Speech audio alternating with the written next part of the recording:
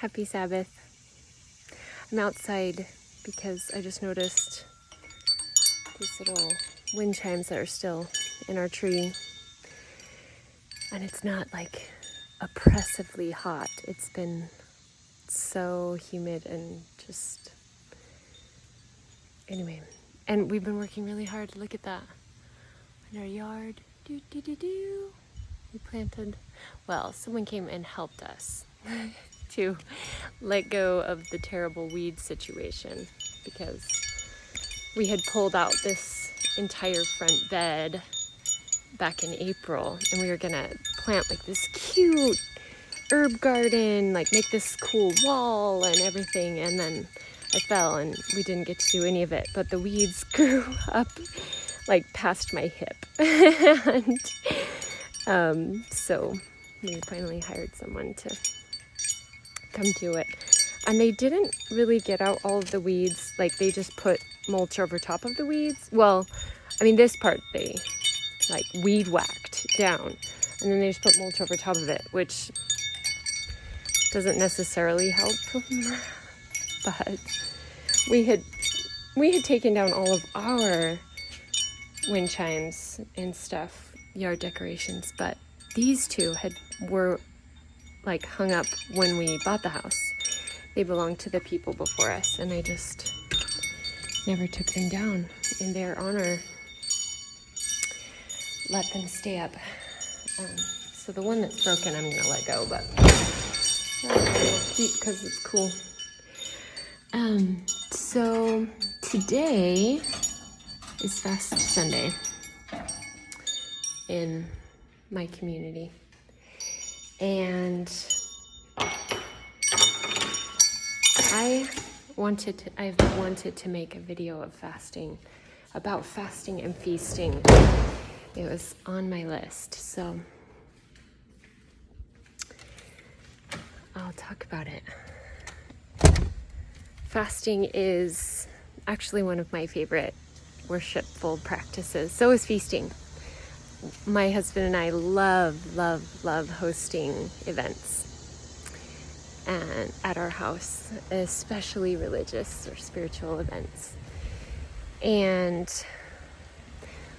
we created this place too, to hang our hammocks. So I'm just gonna stand up here and for this video. And I first learned about fasting all growing up. I thought that it was this one thing. But then, when I really started to get to know my Holy Ones for myself, they taught me other things about fasting. And so I just wanted to share some of those. To me, fasting is giving up something to make space for something else. And if you read about the feasts in Old Testament times, they were very purposeful and filled with layers of symbols, signs, tokens, offerings, covenants even. They were related to huge events that had happened in history or that were coming in the timeline of the earth. And so, I mean, one of my Holy Ones is Jesus Christ.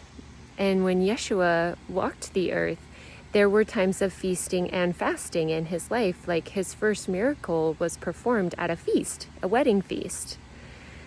And yet we also know that to begin his ministry, he fasted for 40 days and nights.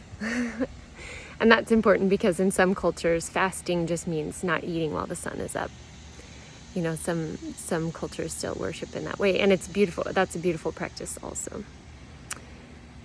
But with this expanded view of fasting that I was taught, of giving up something to receive something else, I was able to just open up this whole world of learning that I hadn't been able to see before, when I just, not just, but when I only believed that fasting was giving up 2 meals and then like paying the money that I would have spent on those meals to my religious leaders, which is a beautiful practice. Like, I believe in fasting so much, and I like paying my fast offerings growing up, and like for my adulthood, I have received so many blessings from that.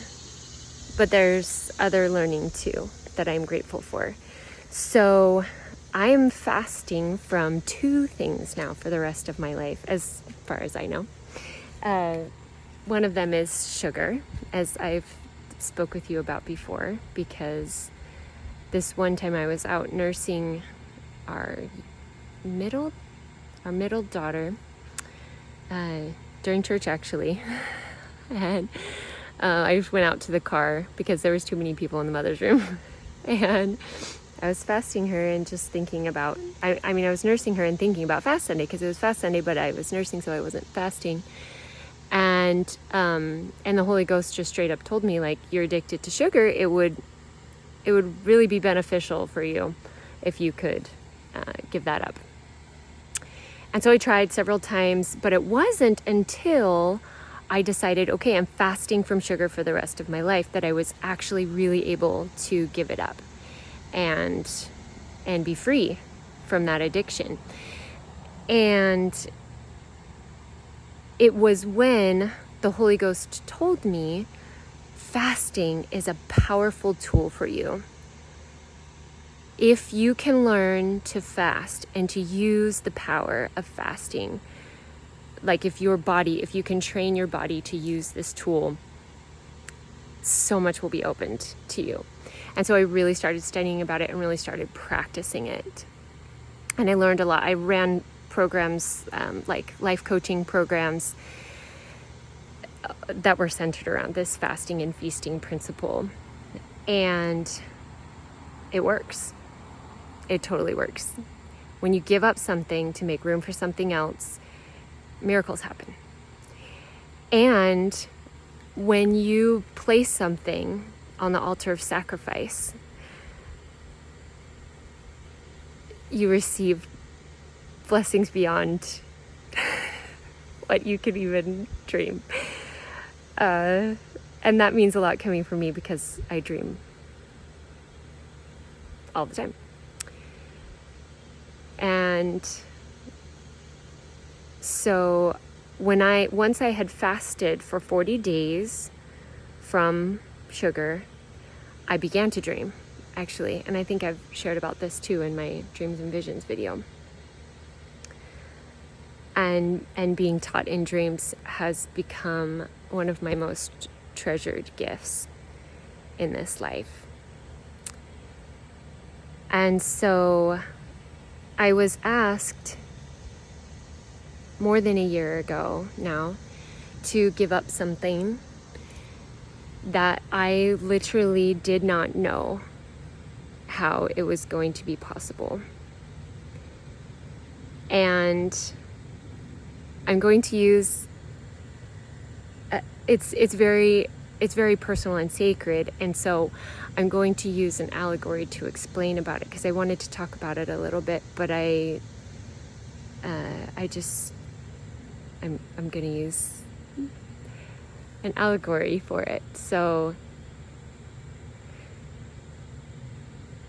have you ever seen in the store those round red things? And they're like kind of juicy, and they really pop. You know, people use them in salads, and they're really good.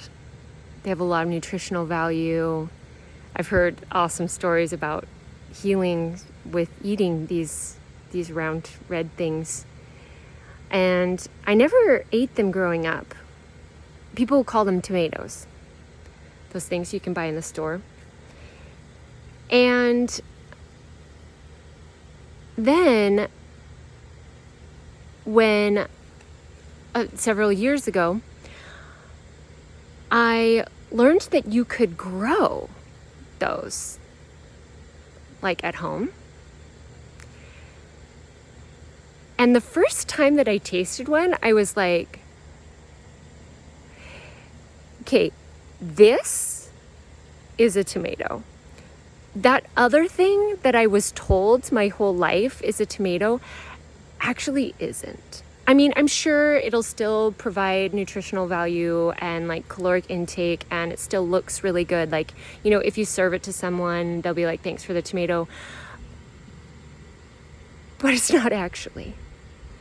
Like, once you have tried that fruit, that homegrown tomato,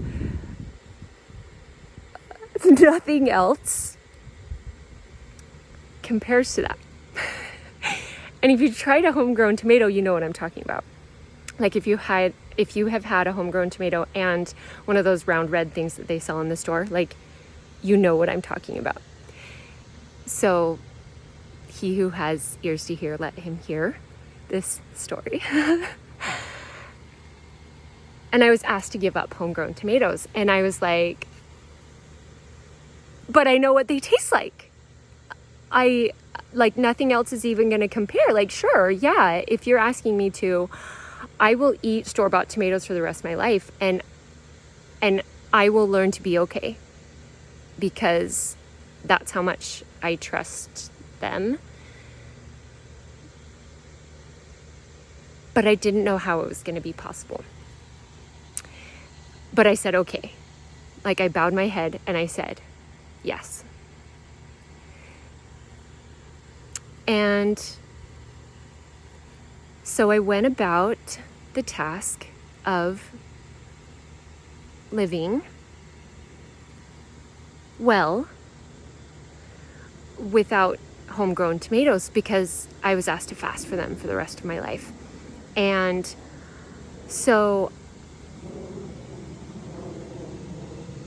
I am standing here today to tell you that fasting brings a certain kind of strength.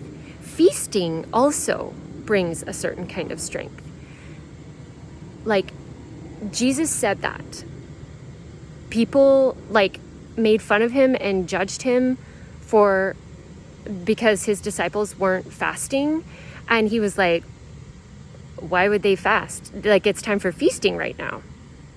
Feasting is just as virtuous as fasting. It's just about timing. And that's true for every single thing. Every single thing. There's a time for everything. And so I applied that to this and was like, okay, there's a time. And that time isn't right now. It was and it will be, but not now. And I can do that. Like, I can do it. And when sometimes, I don't know if you've experienced this, but sometimes, like, when I put something on the altar, I'm like, okay, but can I still, like, look at it? Like, can I still hold it every once in a while? And so when I had this experience of like, okay, yeah, no, I'm actually putting this on the altar.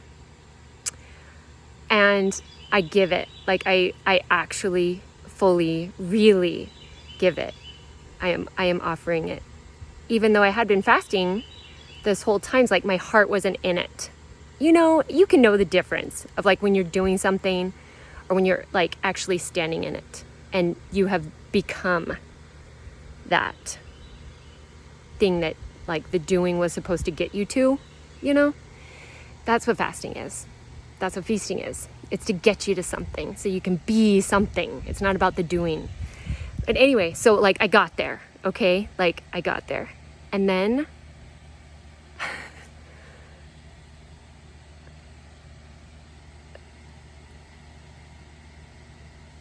they brought me a homegrown tomato.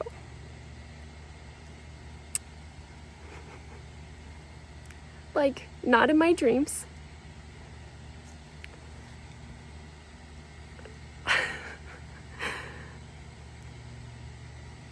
And it was just as good as I had remembered. And I was just, ever since that time, just like, okay, fasting and feasting, they both bring different strengths, different blessings, different joy. And it's not like one's better than the other, even though feasting is really awesome. Like, I get it. And I'm grateful for both.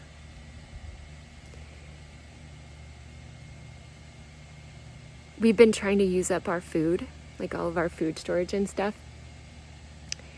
And I always, if there's like really special things that I make for my family at certain holidays, I save, like I buy one and then like I use it, but I buy one to replace it. So there's certain ingredients like for a Christmas time treat that I save in our food storage just to make sure that we have them. Or like at Easter, you know, we have this one certain thing, and so like I keep the ingredients to make it. But because we've been trying to use up all of our food before we move, we've had a couple of these like special treats that's just for that time. And so we like talk about the holiday, and just because eating that thing like reminds us of those times. And one of the kids was like, okay, I see why you saved this for just that time, because if we ate this all the time, like it's good, but it wouldn't be that special or something. And even though I don't know if that's true for homegrown tomatoes, I don't know if this principle applies like completely across the board, because like there are some things like I would never be tired of, like communion with my holy ones. I guess that shifts like into different ways, because when they give me a new word or a new song, then there's new layers.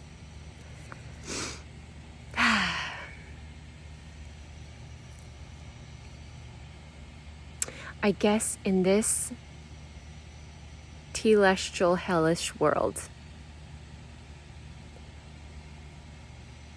I can see why there is a time and a season and a place for all things, fasting and feasting.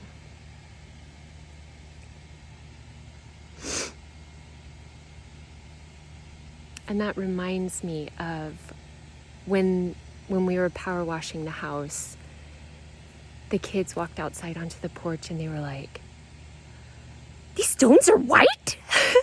and I was like, yeah, I mean, I thought they were beautiful before, you know, riddled with mossy growth and weathered by years and years and years of humidity and bugs and sunshine.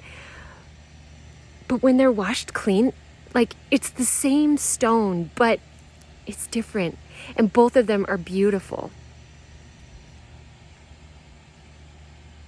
I guess I'm just seeing that so clearly, of the beauty of the earth and of each time. Like, my surgery is tomorrow to remove the bar and the screws, not the back one that's in my tailbone that's supposedly staying there for the rest of my life, which I can't imagine that. But like, I can see the value in this time and the lessons that this imposed structure has given. And I also see the value in the timing of removing it. It would be like continuing to ride in a wheelchair when I can do ultra marathons. Goodbye, little friend. Sorry, if you have a message for me, I'll ponder about that later. Maybe I need to go out of the forest now. But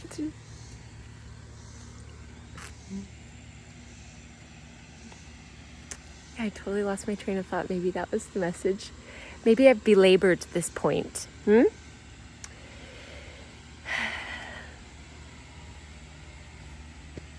There is a time for all things under heaven, and I rejoice in all of them. And if fasting and feasting has not been part of your practice, I could not recommend it more highly. I love what I get to learn and experience during both of those times. I love what my body gets to do and experience during both of those times. And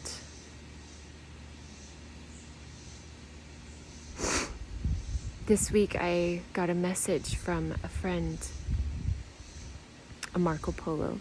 I don't know if you have that app, but I love it because I'm such a audio-visual person.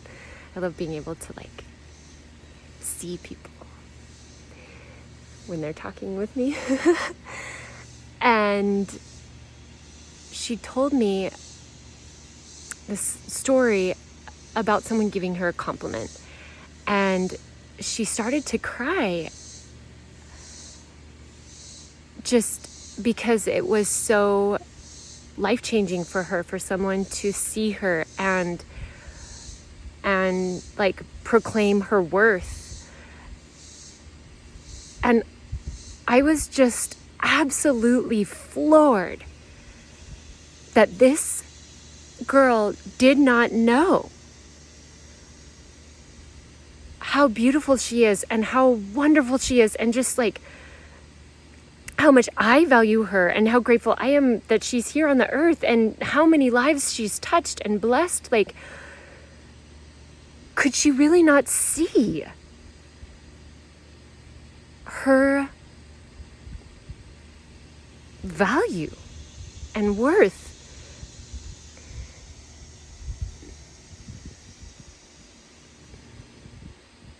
I guess there's lessons in that too, but I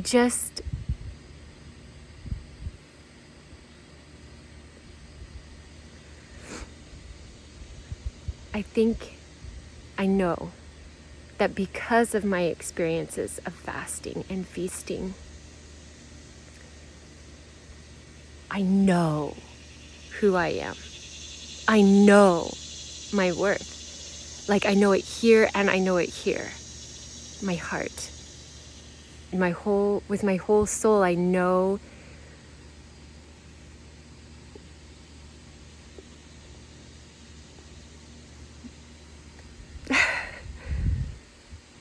I can see. I've been given eyes to see and ears to hear through that. When Yeshua said, "This kind goeth not out but by fasting and prayer," when his disciples couldn't cast out those devils because they didn't have the power or the right or the will or whatever, I have found that to be true. Fasting and feasting has brought to me myself and my God. And so I couldn't recommend it more highly.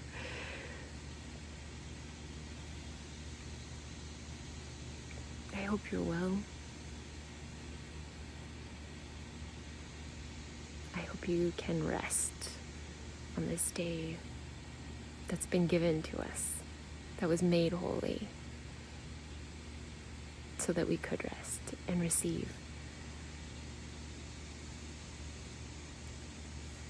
Shabbat Shalom.